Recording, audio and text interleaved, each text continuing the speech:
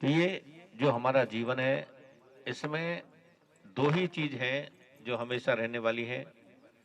एक परमात्मा और दूसरी हमारी मृत्यु। मृत्यु को हमें ध्यान में रखना चाहिए। तो हम संसार में कितने ही पापों से बच जाएंगे।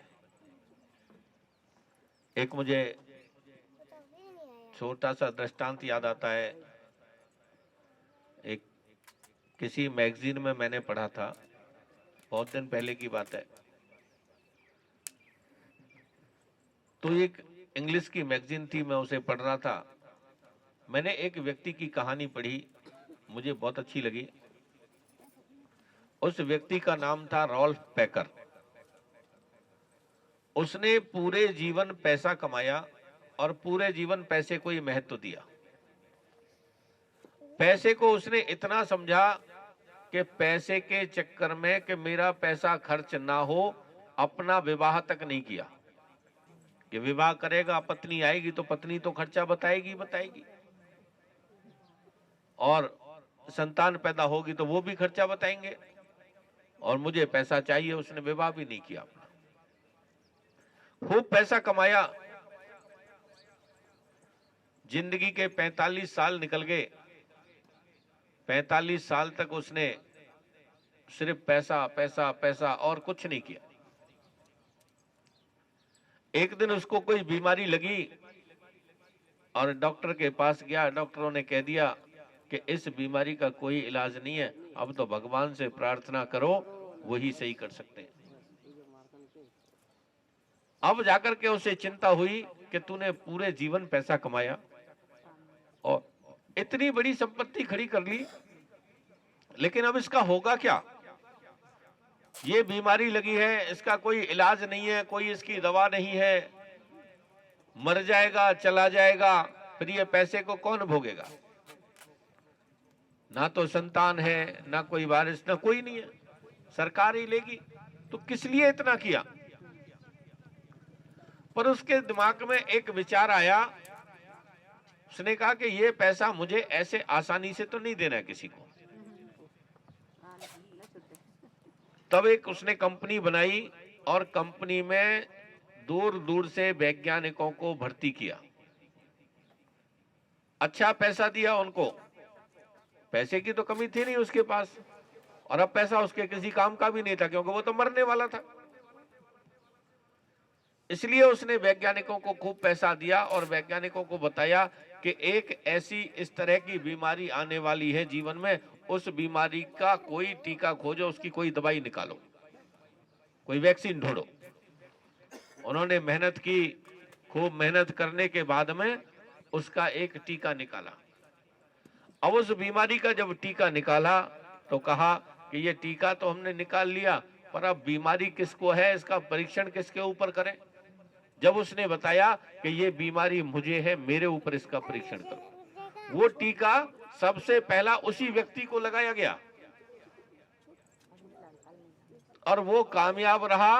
वो व्यक्ति का जीवन बच गया, उसकी जान बची, और वो व्यक्ति उसके बाद आगे 45 साल तक और जीवित रहा। 90 साल का होकर के खत्म हुआ।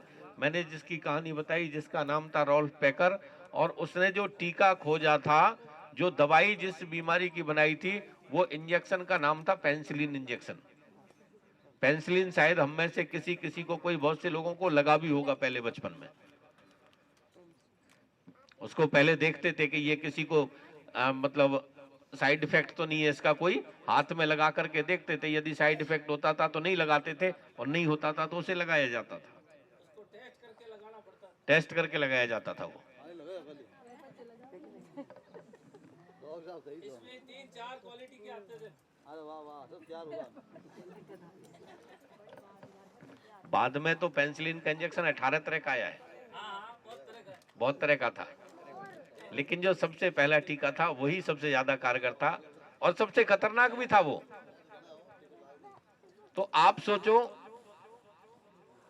कि एक व्यक्ति को जब ये पता चल गया कि तू मरने वाला है, और उसने पूरे जीवन पैसा कमा के इकट्ठा किया, वो पैसा अपनी बीमारी पर पूरा खर्च कर दिया। और हम क्या करते हैं? हम तो मर भी जाएंगे तो भी ये भरोसा नहीं होगा कि हम मरने वाले हैं। खूब पता होगा कि अब हमारा समय नजदीक आ गया। 70 साल, 80 साल, 90 साल, 100 साल की जिंदगी, उससे ज्यादा तो किसी की नहीं है। उम्र भी पूरी हो जाएगी, लेकिन ना तो हम कोई धर्म का काम करेंगे, ना कोई अच्छा काम करेंगे, ना भगवान के भजन का काम करेंगे। उस समय पर भी झूठ बोलेंगे, उस समय भी सोचेंगे कि सारा धन हमारे पास आ जाए।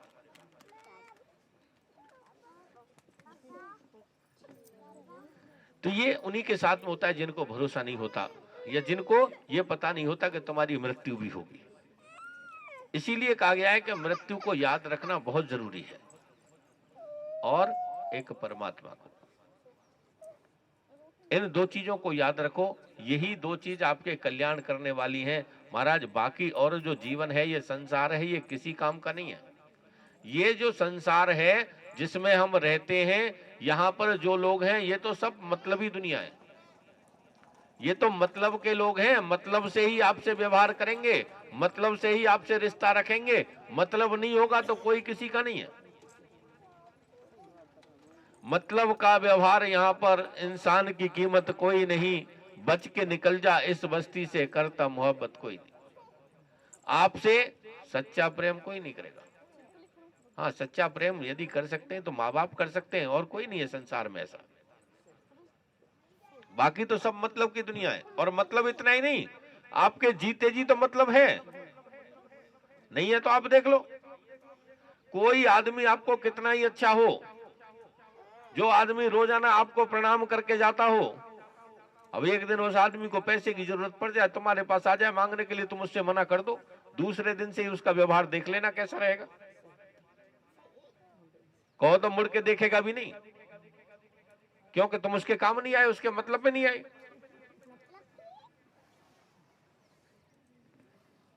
तो ये, और मतलब जीते जी तो है ही है, मरने के बाद भी मतलब है।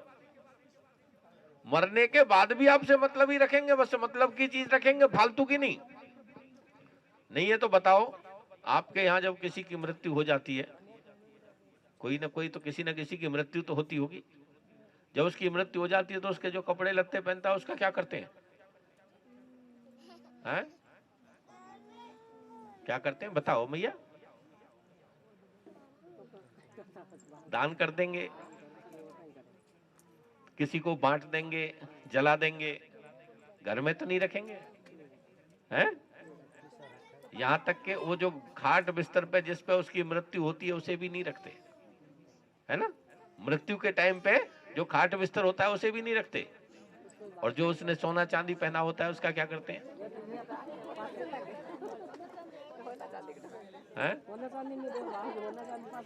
उसके ऊपर तो झगड़ा करते हैं कि नहीं नहीं, ये तो मेरी नानी ने मुझे कहा था कि मैं मर जाऊं तो ये तो तुझे दे के जाऊंगी, नाक की तो तुझे दे के जाऊंगी, ये तो मुझे दे दो। क्यों? क्योंकि वही मतलब की चीज है। जो मतलब की चीज है उसको रखेंगे, जो आप उनके मतलब की नहीं है उसे कोई रखने वाला नहीं है। ये इतनी मतलबी लोगों की दुनिया है। आप किसी के काम मत आओ, फिर आपसे कोई मतलब नहीं उसका, वो आपकी बुराई करना शुरू कर देगा। तो इसीलिए सत्य के साथ में रहना है, और सत्य केवल एक परमात्मा है, या हमारी मृत्यु है, और कोई दूसरी चीज संसार में सत्य नहीं है। अब इसके बाद में आता है चित्त, सच्चित आनंद। ये सच्चित आनंद की व्याख्या चल रही है। चित्त क्या है? चित्त अपना हृदय, अपना मन। अब ये कहाँ लगाना चाहिए हमें? चित्त कहाँ लगाना चाहिए? चित्त को लगाना चाहिए भगवान में, लेकिन हम लगाते हैं दुनिया में। दुनिया में लगाते हैं हम। कई बार लोग हमारे पास आते हैं, बोले महाराज आज तो बहुत बुरा हो गया। बोले क्या हुआ? बोले घर वालों ने बहुत मारा है। बोले क्यों बाप? पूछो ही मत, अब तो ये जीने का मन ही नहीं करता, घर वालों ने इतना मारा, दिल तोड़ दिया। हम कहा तूने गलत जगह पे दिल लगाया, टूटेगा ही टूटेगा। सही जगह पे लगाता कभी नहीं टूटता। देखो हमारे पास में जीने के लिए दो ही चीजें हैं, केवल दो चीजें हैं जीने की, एक तो दिल, एक दिमाग। बाकी आप सोचते हो ये शरीर है, ये शरीर किसी काम का नहीं है, कुछ नहीं है। यदि दिल दिमाग ना हो तो क्या है ये? दिल जो यहाँ पे धड़कता रहता है तभी तो हमारी सांस चलती है, और ये जब बंद हो जाए तो राम नाम सत्य है। और दिमाग ना हो किसी में, दिल कितना ही धड़कता रहो, दिमाग ना हो तो क्या है? बेकार है वो। अपने कपड़े लत्ते भी नहीं पहन सकता, अपने हाथ से भोजन भी नहीं कर सकता, उसे कुछ भी पता नहीं होगा यदि दिमाग ना होगा तो। दिमाग से ही तो होता है ये सब चीज। तो ये दो ही चीजें हमारे पास में, और कुछ नहीं है। और इन दोनों का हम गलत उपयोग करते हैं, क्योंकि जहां भगवान का काम आता है, भगवान के नाम की बारी आती है, वहां हम दिमाग लगा देते हैं। किसी जगह बोला कथा में चल रहा, बोले क्या फायदा होगा। बोले चलिए यार भगवान के मंदिर में चलने, बोले क्या फायदा होगा।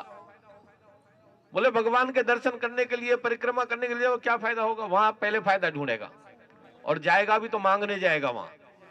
यदि मंदिर भी जाएगा तो मांगने के लिए जाएगा, भगवान के सामने जाके बिल्कुल इंटरनेशनल भिखारी बन जाएगा कि मेरे छोरे का ब्याह भी हो जाए, और छोरे का छोरा भी हो जाए, पोता भी हो जाए, और बहू भी अच्छी आ जाए, और पैसा भी आ जाए, नौकरी भी लग जाए, सब कुछ हो जाए। भगवान बिल्कुल उसी के लिए बैठे हैं, सब कुछ करने के लिए।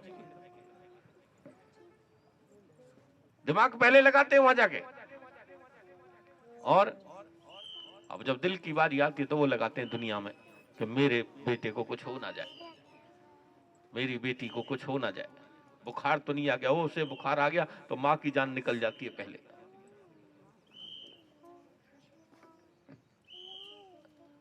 अब बेटे से खूब दिल लगाओ, खूब लगाओ, खूब प्रेम करो उसे, और जिस दिन उसका विवाह हो जाएगा, उसकी दूसरी मम्मी आ जाएगी तो पता चल जाएगा तुम्हें।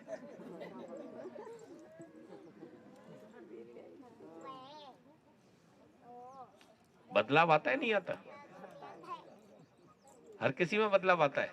फिर तुम्हें दुख होता है कि हमने इसको इतना लाड किया और आज हमें ये छोड़ के चला गया। यही होता है ना, क्योंकि आपने दिल वहां लगाया था, और वहीं आपने यदि वहां दिमाग लगाया होता और दिल भगवान में लगाया होता तो जीवन में कभी नहीं टूटता, क्योंकि भगवान ने आज तक किसी का दिल नहीं तोड़ा। दिमाग लगाओ दुनिया में, दुनिया को ये देखो कि कोई हमारा नाजायज फायदा ना उठा दे, कोई हमारी वस्तु को हमसे ना ले जाए, किसी की वजह से हमारी कोई बात खराब ना हो। हमें कैसे जीना है, कैसे पढ़ना लिखना है, कैसे आगे बढ़ना है, वहां पर लगाओ दिमाग। दिमाग संसार में लगाओ, भगवान में दिमाग लगाने की जरूरत नहीं है। भगवान में तो खाली दिल लगा दो अपना, और भगवान को हृदय से पुकार लो। भगवान के लिए तो भाव ही बहुत है। भगवान ने तो कहा ही है कि भाव का भूखा हूं मैं, भाव ही एक सार है, भाव से मुझको भजे तो भव से बेड़ा पार है। भाव बिना कोई पुकारे तो कभी सुनता नहीं, जो भाव से दे टेर वो मुझे स्वीकार है। तो भगवान के पास तो केवल दिल लेकर के चले जाओ, और कुछ ले जाने की जरूरत नहीं है आपको। तो ये सत्य चित्त। अब इसके बाद में नंबर आता है आनंद। आनंद किस चीज में है? आनंद किस चीज में है और हम किस चीज में ढूंढते हैं? देखिए, इस संसार में कोई आनंद नहीं है। संसार की जितनी भी चीजें हैं, जितनी भी चीजें हैं संसार की, उन सब में आनंद तो है, लेकिन थोड़ी देर का है, ज्यादा आनंद नहीं है। अब हम देखते हैं, सुबह से जब से खाट से उठते हैं, आनंद की तलाश में रहते हैं। सबसे पहला आनंद किस में देखते हैं? भोजन में। भोजन में, खाने में। अब चाय हो या खाना कुछ भी हो, खाने में ही देखते हैं ना। और महाराज जोधपुर में तो खाने का वैसे ही पूछो ही मत। हाँ, अब हम तो जोधपुर में आते आते कई साल हो गए। ये अब ऐसा मत समझना कि कोई हम जोधपुर में नए आए हैं। जोधपुर में बहुत दिन हो गए आते आते। और जोधपुर डिस्ट्रिक्ट में, खाली जोधपुर जिले की बात कर रहा हूं मैं, जोधपुर शहर और जोधपुर का जो देहात एरिया पड़ता है, जैसे आपका बालोतरा हुआ, तिवरी, मथानिया, ओसिया, भोपालगढ़, या और भी जो कोई लगा करके ऐसे क्षेत्र लगा करके ये 61वीं कथा चल रही है मेरी जोधपुर डिस्ट्रिक्ट में।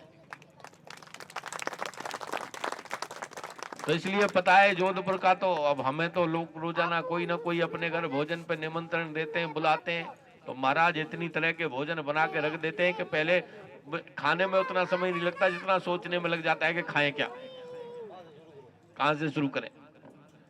और कितनी सारी सब्जियां और कितनी वैरायटी तो ऐसी थी जो महाराज हमने जोधपुर आने से पहले ना सुनी थी ना देखी थी, वो यहीं आके खाई। नहीं, ये सब चीज तो हमारे यहाँ भी होती है, पर और भी बहुत सी चीजें हैं आपके यहाँ की तो। और वैसे भी अब जोधपुर में बहुत से शिष्य हैं, कोई विवाह शादी में कोई फंक्शन में बुलाते हैं, अब उनसे पूछते हैं तो बोले महाराज 3000 आदमियों का जीवन बनाया है, बोले 4000 आदमियों का भोजन है। हम भैया पता नहीं तुम्हारे यहाँ 3000 4000 आदमी कैसे आ जाते हैं, जब तुम हमारी कथा करवाते थे तो वही 50-100 आदमी आते थे, हैं? जीवन के लिए आ जाते हैं। तो जब तो मैं कह रहा हूं कि जोधपुर में तो जीवन का राग वैसे ही ज्यादा है। तो इसलिए सुबह से आनंद ढूंढते हैं हम भोजन में, भोजन में आनंद मिलता होगा तभी तो। लेकिन सही सही बताना ईमानदारी से, वो जो भोजन करते हो, जो भोजन आपने किया, जिसके ऊपर इतनी आपने मेहनत की, वो भोजन आपने एक बार कर लिया और दोबारा किसी वजह से वो भोजन तुम्हारी आंखों के सामने आ जाए, तो क्या पहले जैसा ही आनंद रहता है उसमें? है? फिर उसे खाने की तो बात छोड़ो, देखना पसंद नहीं करते, फिर तो मिट्टी डाल देते हैं उसके ऊपर। भोजन में आनंद था, लेकिन कितना? जितनी देर हमने खाया, जितनी देर हमारी जीभ को स्वाद लगा, उतनी देर, उसके बाद उस भोजन में कोई आनंद नहीं है। कपड़ा पहनते हैं, कपड़ा खरीदने जाते हैं हम, कितने सारे कपड़े खरीदते हैं ना, दुनिया भर के तरह तरह की ड्रेस खरीद लेते हैं। और माताओं की तो बस पूछो ही मत। कोई बाबूजी यदि बगैर माता के पूछे, बगैर सलाह लिए अपने आप कोई साड़ी सूट खरीद के ले आए ना बाजार से, और ला करके खुशी खुशी लाएगा, वो तो खूब अपने मन से कि ले भगवान तेरे लिए ये सूट लाया हूँ, तेरे लिए साड़ी लाया हूँ, ले ले ये पहन ले। तो महाराज वो मैया का माथा चढ़ जाएगा, बोले चिंटू के पापा तुम्हें तो जीवन में कुछ खरीदना आया ही नहीं। बोले ऐसे तो मेरे अलमारी में पहले ही बतेरे नहीं पड़े सूट, ऐसा तो मेरी पड़ोसन के पास भी है, ऐसा तो वो रिश्तेदार के पास भी है, तुम पता नहीं कहां से पुराने डिजाइन के, तुम्हारी पसंद ही बेकार है। अब वो ये नहीं सोचती कि तुझे भी कुछ दिन पहले वही पसंद करके लाया था। प्रेम से बोलो।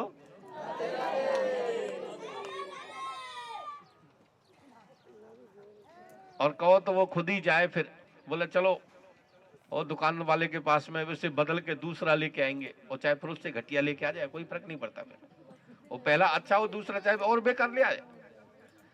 कपड़े के लिए आप इतनी मेहनत करते हो, कपड़े में आनंद आता होगा तभी तो। लेकिन जिस कपड़े को आप पहनते हो, पहले दिन जिसमें जितना आनंद आता है, क्या 2 महीने बाद उस कपड़े में उतना ही आनंद आता है? नहीं आता ना। कहो तो 2-4 महीने बाद में वो कपड़े को अपने बच्चे को पकड़ा दो, ले बेटा साइकिल पहुंच ले इससे, जिसके लिए आपने इतना पैसा खर्च किया, इतनी मेहनत की। मेरा जो कहने का तात्पर्य है वो ये है, जो मैं समझाना चाहता हूं, कि संसार की नहीं आता। तो इसलिए अपना आनंद भगवान के नाम में ढूंढो, और संसार में आनंद नहीं है, संसार में थोड़ी देर का आनंद है। तो सच्चिदानंद रूपाय, सत्यचित आनंद रूपाय स्वरूप विश्वोत्पत्त्याधेतवे, विश्व की उत्पत्ति स्थिति और संहार करने वाले, विश्वोत्पत्त्या देहेतवे, विश्व की उत्पत्ति स्थिति और संहार करने वाले, तापत्रयी विनाशाय, तीनों तरह के तापों से बचाने वाले। 3 तरह के ताप होते हैं, दैहिक, दैविक, भौतिक। दैहिक ताप जो हमारे शरीर को कोई कष्ट लगता है, कोई रोग लगता है, कोई बीमारी होती है। दैविक ताप कोई दैवीय आपदा होती है, और भौतिक ताप जो हमारे द्वारा पैदा किए गए होते हैं, भौतिक ताप ही ज्यादा होते हैं। तो इन तीनों तरह के तापों से बचाने वाले तापत्रयी विनाशाय श्री कृष्णाय वयम नमः, ऐसे हम भगवान श्री कृष्ण को बार बार नमन करते हैं, प्रणाम करते हैं। ये श्रीमद् भागवत के प्रथम श्लोक में बताया गया है। प्रेम से बोलो।